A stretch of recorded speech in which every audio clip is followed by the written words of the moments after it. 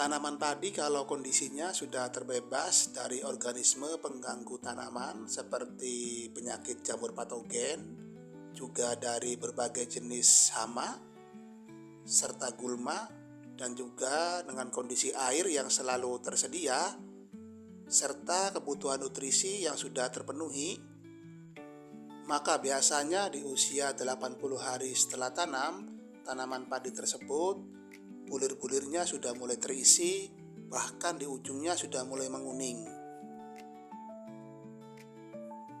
Tapi ada bagian malai yang bulir-bulirnya belum terisi sempurna, sahabat tani, yaitu di bagian pangkal malai.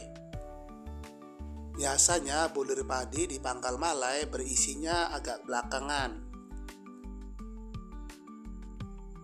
Untuk mengoptimalkan pengisian bulir padi di pangkal malai, maka pada episode kali ini kami akan berbagi tips agar proses pengisian bulir padi di pangkal malai bisa berjalan sempurna, sehingga menghasilkan bulir padi yang bernas dan bening.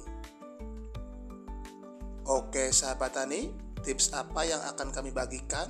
Saksikan terus videonya.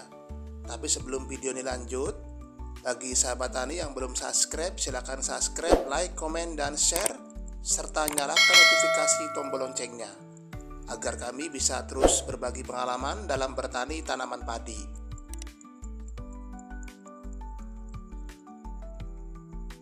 Oke sahabat petani dimanapun Anda berada, kami ucapkan Assalamualaikum warahmatullahi wabarakatuh. Terima kasih kepada sahabat petani padi semuanya yang masih setia menyimak video-video dari kami. Semoga sahabat petani semua dalam keadaan sehat walafiat, selalu dalam lindungan Allah Subhanahu wa Ta'ala.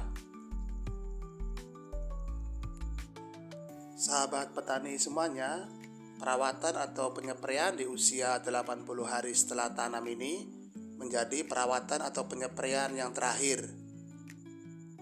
Perawatan kali ini atau penyepraian yang terakhir ini kami fokuskan untuk mengoptimalkan bagaimana caranya agar proses pengisian bulir padi di pangkal malai lebih maksimal sehingga bisa menghasilkan gabah yang bening dan bernas.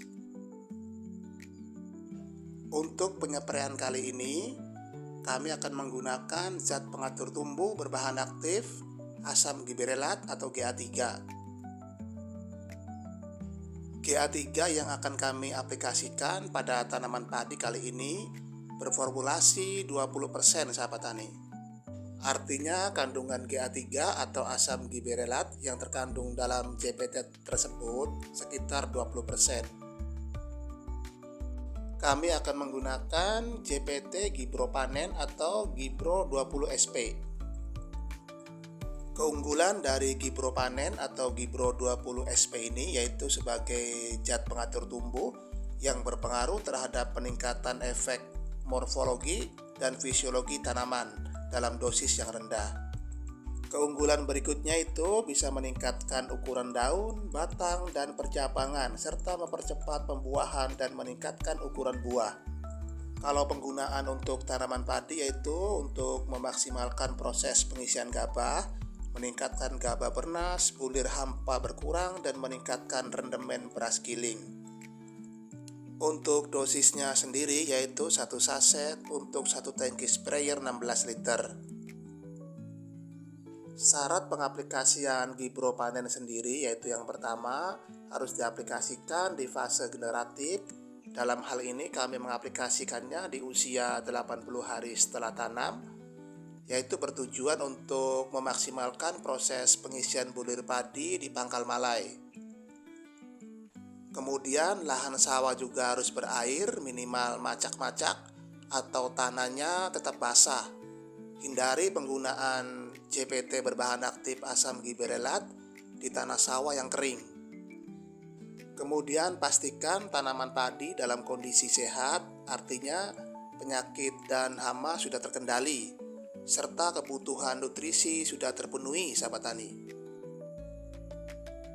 Dengan diaplikasikannya JPT berbahan aktif asam gibberelat, dalam hal ini kami menggunakan Gibropanen 20 SP, maka insya Allah proses pengisian bulir padi di pangkal malai akan benar-benar optimal sehingga gabah yang dihasilkan bernas dan bening.